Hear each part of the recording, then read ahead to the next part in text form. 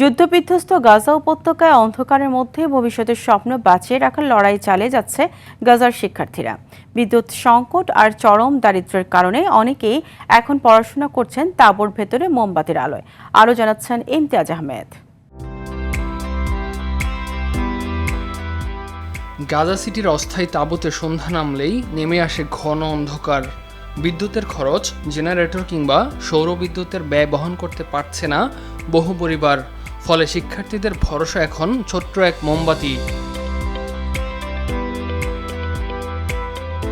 যুদ্ধের কারণে ঘরবাড়ি হারানো হাজারো পরিবারের মতো শিক্ষার্থীদের জীবনেও নেমে আসে অনিশ্চয়তা। খাবার, পানি আর নিরাপত্তা সংকটের মধ্যেও পড়াশোনা চালিয়ে যাওয়ার চেষ্টা করছেন তারা। আমি চাই না পৃথিবীর কোনো শিক্ষার্থী যাদের স্বপ্ন আছে শিক্ষিত হওয়ার, তারা আমাদের মতো পরিস্থিতির মুখোমুখি হোক। শিক্ষার্থীরা বলছেন, প্রতিদিনের বেঁচে থাকার সংগ্রামের মধ্যেও তারা শিক্ষা ছাড়তে চায় না। কারণ শিক্ষার্থীদের বিশ্বাস, যুদ্ধের ধ্বংসস্তূপ পেরিয়ে একদিন নতুন ভবিষ্যৎ গড়ে তুলবে শিক্ষা। আমাদের কোনো ব্যাটারি বা কোনো ফোন নেই, জেনারেটরও ব্যয়বহুল, তাই পড়াশোনা করতে হলে আমাদের একমাত্র সম্বল মোমবাতি।